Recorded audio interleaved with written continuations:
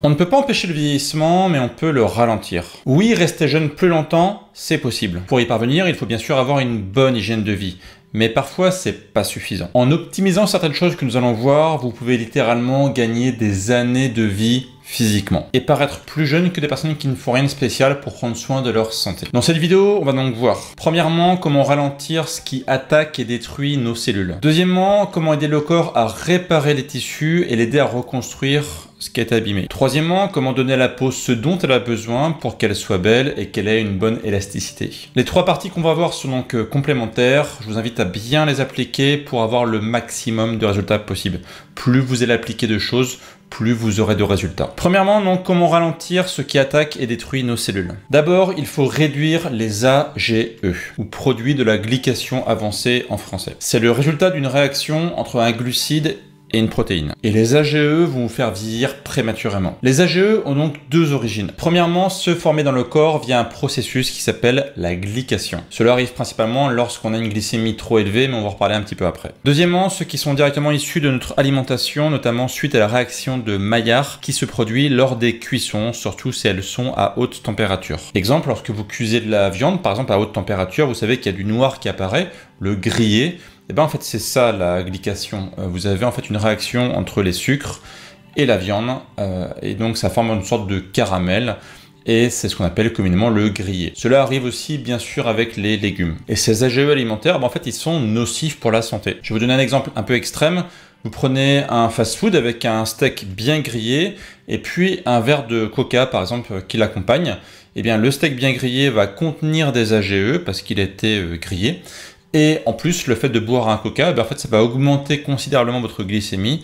Donc vous allez avoir, avec la combinaison steak plus soda, eh bien, une très grande production d'AGE. Alors il faut savoir que les AGE peuvent être à la source de plusieurs maladies, notamment comme Alzheimer, des maladies rénales, mais aussi la cataracte, donc une maladie qui arrive dans l'œil. Et donc, comme je le disais précédemment, ça accélère le vieillissement cutané. Alors du coup, comment limiter les AGE qui circulent dans votre corps? D'abord, bien sûr, limiter les aliments riches en AGE, comme les fritures, comme les frites, les chips, les fritures de poisson, les beignets, mais aussi les viandes rôties et grillées, comme j'indiquais un exemple, et puis les légumes poêlés à haute température, comme les haricots verts un peu trop caramélisés, les carottes sautées qui sont un peu noires, etc.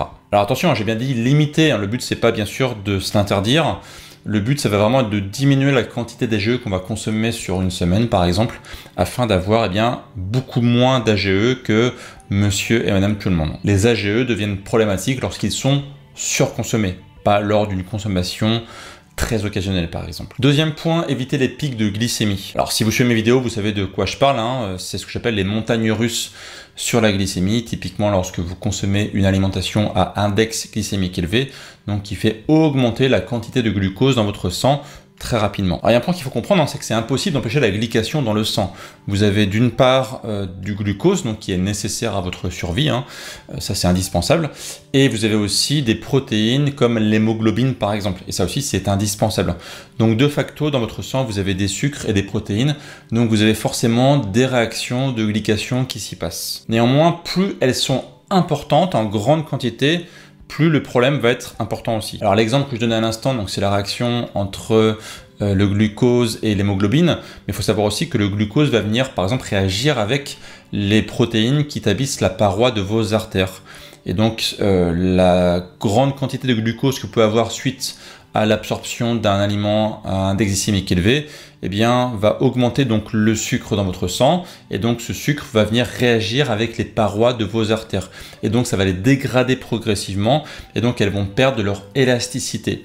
Et une paroi artérielle, moins elle est élastique, moins elle est, on va dire, en bonne santé, donc plus elle vieillit prématurément. D'ailleurs, pour tester le niveau de glycation dans votre sang, vous connaissez peut-être le test de l'hémoglobine glyquée. C'est le reflet de votre glycémie sur 2 à 3 mois. Le but donc étant de mesurer le niveau d'interaction du glucose avec votre hémoglobine. Plus vous avez de glucose, plus vous avez d'hémoglobine glyquée. Et donc, comme vous le voyez sur ce tableau, plus la glycémie moyenne est élevée, plus la quantité de glucose fixée sur l'hémoglobine est importante. Pour diminuer les AGE, bien sûr, comme on vient de le dire à l'instant, donc diminuer la consommation d'aliments à IG élevé et privilégier les aliments à index glycémique bas ou modérée. Privilégiez la cuisson à la vapeur ou douce. Évitez d'aller jusqu'à faire griller vos aliments jusqu'à ce que le noir apparaisse. Ça, c'est très important. Et sinon, une piste intéressante serait la carnosine. Alors, c'est une molécule naturelle qu'on trouve dans le corps humain, dans le cerveau et dans les muscles. Alors, cette molécule, on peut l'avoir majoritairement via la consommation de viande et on peut en trouver en très faible quantité dans les végétaux. Et ce qu'il faut savoir, c'est que la concentration en carnosine musculaire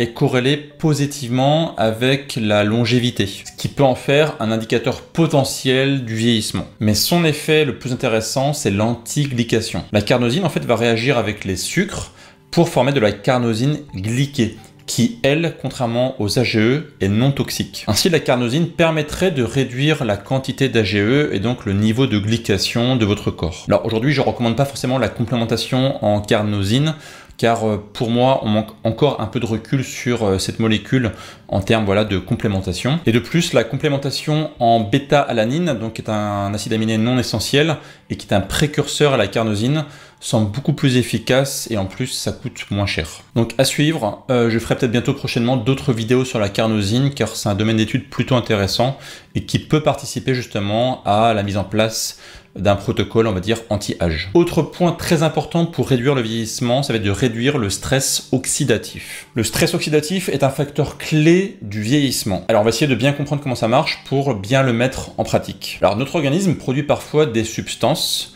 qui peuvent attaquer nos cellules, donc ce sont les radicaux libres. Alors d'un côté, les radicaux libres sont indispensables à une bonne santé, parce que notamment c'est les radicaux libres qui vont faire le ménage, par exemple lors d'une inflammation aiguë, donc locale, et qui peuvent permettre aussi d'éliminer des cellules qui sont mortes ou lutter contre des bactéries ou des virus. Donc en fait, les radicaux libres dans le corps participent au nettoyage, à la suppression des éléments problématiques. Mais le problème, c'est quand il y a trop de radicaux libres dans le corps. Là, les radicaux libres peuvent attaquer des cellules saines. Du coup, le corps crée des antioxydants qui vont venir réagir avec ces radicaux libres pour en fait avoir un équilibre. D'un côté, vous avez des radicaux libres donc, qui attaquent. D'un autre côté, vous avez des antioxydants donc, qui vont venir interagir avec les radicaux libres. Au final, vous avez une annulation. Les radicaux libres ne sont plus dangereux. Les antioxydants, on en trouve en version endogène, autrement dit produits par votre propre corps, mais aussi en version exogène, autrement dit fournis par l'alimentation. Par exemple, certaines vitamines comme la vitamine C ou des minéraux comme le zinc par exemple, sont des antioxydants. Cependant, il arrive que notre mode de vie, comme le tabagisme, la consommation d'alcool, l'obésité, les habitudes alimentaires, l'exposition au soleil, la pollution, augmente la production des radicaux libres. Et dans ce cas, ce qui peut se passer, c'est qu'on n'a pas assez d'antioxydants pour réagir avec cet excès de radicaux libres, et c'est là que se forme ce qu'on appelle le stress oxydatif. Donc vous avez bien compris, en fait, c'est une histoire d'équilibre. Comme toujours dans la santé, c'est une histoire d'équilibre, et quand l'équilibre est brisé, c'est là que la santé se dégrade. Donc ce qu'il ne faut pas faire, c'est laisser le stress oxydatif s'installer, sinon, comme j'indiquais, il peut venir attaquer des cellules saines et endommager des parties importantes de votre corps, comme notamment des cellules et son ADN, et donc ça va provoquer un vieillissement accéléré, puisque vos cellules vont mourir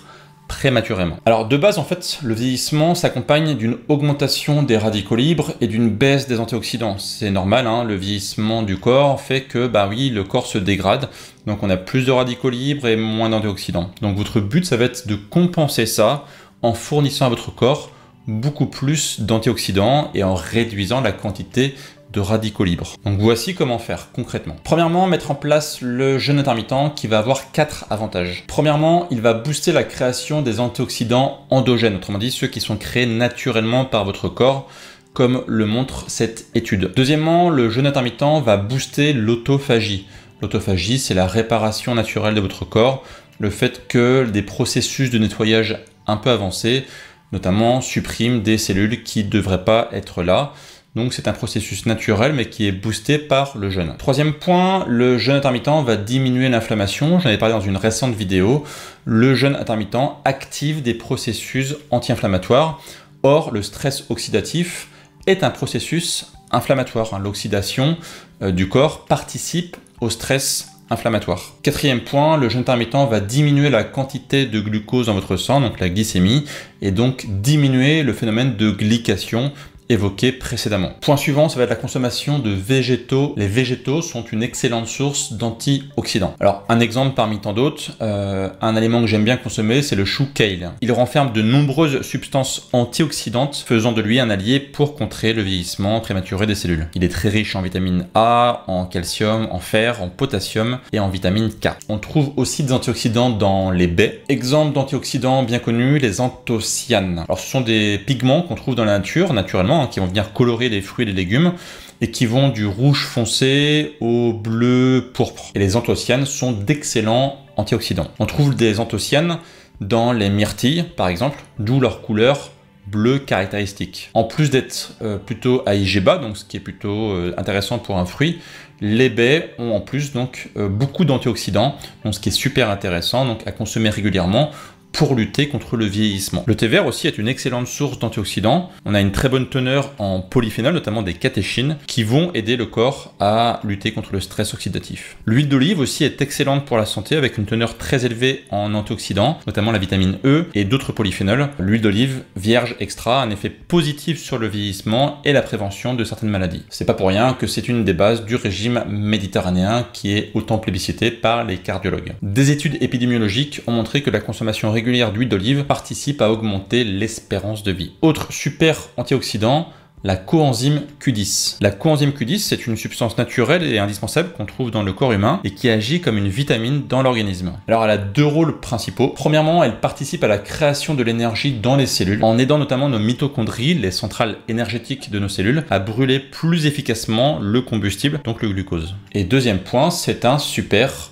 antioxydants. Alors, contrairement à la plupart des vitamines, notre corps produit lui-même la coenzyme Q10. Mais la fabrication de la coenzyme Q10 diminue à partir de 30 ans pour n'atteindre plus que 60% environ de sa valeur initiale quand on a 80 ans. Et on a récemment démontré que la présence de la coenzyme Q10 était plutôt rare chez les personnes qui étaient atteintes de la maladie de Parkinson. De plus, certains médicaments peuvent réduire le taux de coenzyme Q10 dans l'organisme, comme les statines, les bêta-bloquants, les antidépresseurs et certains traitements du diabète. Où trouve-t-on de la CoQ10? On en trouve dans les noix, dans la viande, dans les fruits comme les fraises et les oranges, certaines huiles comme l'huile de colza et les légumes verts comme les épinards et les brocolis. Et on en trouve aussi dans le poisson et plus précisément dans le hareng, la truite et la sardine. Pourquoi pas se complémenter en CoQ10 si vous ne consommez pas les aliments précédemment cités? Cela peut être une bonne idée pour lutter contre le vieillissement cellulaire. L'antioxydant suivant n'est pas forcément très connu en tant qu'antioxydant. C'est la mélatonine. On parle souvent de la mélatonine comme hormone du sommeil, mais saviez-vous que c'était l'antioxydant le plus puissant du corps? Voilà une des raisons qui explique aussi pourquoi le corps se répare principalement la nuit. La nuit, vous avez la sécrétion d'un puissant antioxydant, donc qui va venir faire le ménage parmi tous les radicaux libres qui sont en excès dans votre corps. Le problème, c'est qu'aujourd'hui, beaucoup de personnes manquent de mélatonine pour plusieurs raisons. Un point qui est essentiel, c'est que pour booster la mélatonine, en fait, il faut s'exposer au soleil. Alors on peut dire, mais c'est un peu antagoniste. Oui, c'est paradoxal. Mais en fait, en s'exposant au soleil, vous allez resynchroniser vos rythmes circadiens. En ayant une bonne exposition au soleil, vous faites comprendre à votre corps que c'est le jour et qu'ensuite, la nuit, la mélatonine doit être sécrétée. Le problème, c'est qu'aujourd'hui, il y a beaucoup trop de personnes qui sont en mode métro, boulot et dodo, en fait, mais avec un dodo de pas très bonne qualité parce que justement, ils ne voient pas la lumière du jour. Dans le métro et au boulot, en fait, on voit pas la lumière du jour. En particulier, ce qui est recommandé, c'est s'exposer le matin au soleil pour favoriser la sécrétion de la mélatonine la nuit. Bien sûr, l'exposition abusive au soleil va abîmer la peau et va accentuer le vieillissement cellulaire, ça c'est bien connu, mais inversement, il faut s'exposer un minimum, d'une part pour avoir la vitamine D, que j'évoque très souvent sur cette chaîne, et aussi pour avoir donc la sécrétion de la mélatonine. Le soleil c'est bon pour la santé, de façon modérée, pas jusqu'au coup de soleil, mais il ne faut pas avoir peur du soleil non plus. Encore une fois, tout est question d'équilibre. Autre point très important pour éviter le stress oxydatif, d'abord bien sûr arrêtez de fumer. Chaque bouffée de fumée de cigarette dégage 200 000 radicaux libres qui vont attaquer les cellules. La cigarette est un accélérateur du vieillissement, je pense que je ne vais pas vous le démontrer. Vous savez bien que les personnes qui fument en général ont une moins belle peau, ont une santé qui est moins bonne, c'est logique. En cause, bien sûr, l'inflammation chronique générée par tous ces radicaux libres en quantité astronomique. Même chose pour l'alcool, qui est un accélérateur du vieillissement. Si vous souhaitez vivre longtemps en bonne santé et avec une jolie peau, eh bien diminuer drastiquement votre consommation d'alcool. Cigarettes et alcool sont des accélérateurs version XXL du vieillissement. Deuxième partie, on va aider le corps à reconstruire ce qui a été abîmé et à réparer ses tissus. D'abord, on va parler de l'hormone de croissance. L'hormone de croissance, qu'est-ce que c'est? L'hormone de croissance, donc c'est une hormone qui est sécrétée par le cerveau, plus précisément dans l'hypophyse, et qui est essentielle pour la croissance et le développement du corps humain. L'hormone de croissance stimule notamment la sécrétion par le foie de l'IGF, Insulin-like Growth Factor, nécessaire pour la croissance du cartilage et la prolifération cellulaire. Et quand on vieillit, en fait, l'hormone de croissance diminue. C'est ce qu'on appelle d'ailleurs la somatopause, qui est indépendante que vous soyez un homme ou une femme, hein, c'est pareil. Et cette chute de l'hormone de croissance va entraîner une fonte musculaire et d'autres problèmes sur la santé, comme une augmentation de la masse graisseuse et une altération de la qualité de vie, par exemple des troubles du sommeil. L'hormone de croissance peut donc être considérée comme une hormone de longévité. Surtout, ce qu'il faut faire, c'est ne pas se complémenter en hormone de croissance. Ça marche pas du tout et ça peut même avoir l'effet opposé. Ça peut dégrader la santé. On a des études qui montrent même que la complémentation en hormone de croissance pourrait réduire l'espérance de vie. L'idée par contre, c'est d'aider le corps à produire l'hormone de croissance le plus tardivement possible. Comment faire? C'est extrêmement simple.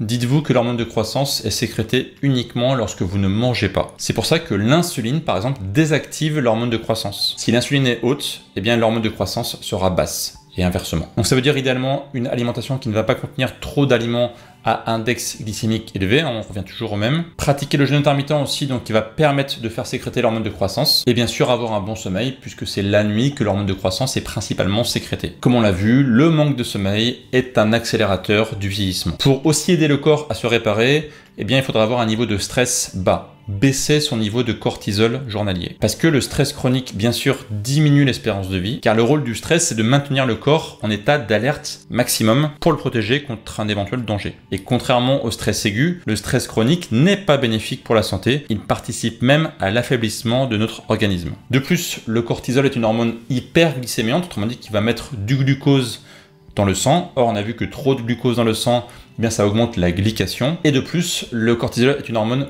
catabolisante, autrement dit qui va casser le muscle. Or, quand on vieillit, on ne veut pas perdre de muscle, on veut au contraire en garder. Donc voilà pourquoi diminuer son niveau de cortisol et de stress va aider votre corps à mieux se réparer. Bien sûr, diminuer aussi l'inflammation chronique, ça c'est important. Avec le stress chronique, l'inflammation chronique est un accélérateur de mauvaise santé et donc du vieillissement. Et un point qui est méconnu, c'est que l'inflammation chronique favorise le développement cellulaire, favorise la réplication des cellules, ce qui en soi pourrait être une bonne chose. Sauf qu'en fait, plus les cellules se divisent, plus elles vont avoir d'erreurs en fait. Et j'en parlerai dans une future vidéo. Il y a deux notions intéressantes à connaître. Il y a le fait que sur les chromosomes, au bout des chromosomes, vous avez une petite partie qui s'appelle les télomères. Et en fait, ce sont des indicateurs de votre, on va dire, niveau de vieillissement pour la cellule. Et quand le niveau de télomère, en fait, il est bas, quand la cellule a atteint, on va dire, entre 40 et 60 divisions, eh bien le niveau télomère en fait est extrêmement bas et la cellule du coup elle meurt, elle fait ce qu'on appelle de l'apoptose, elle se suicide parce qu'elle ne peut plus se répliquer, il y a trop d'erreurs potentielles. Et en fait il y a une enzyme qui s'appelle la télomérase. Cette enzyme elle permet de remettre les télomères en fait à un bon niveau, à augmenter le niveau des télomères au lieu qu'ils diminuent. Aujourd'hui on sait que l'activité physique par exemple participe à augmenter le niveau de télomérase et donc faire en sorte que les télomères restent longtemps. Inversement, l'inflammation chronique, elle, a tendance à diminuer le niveau des télomères.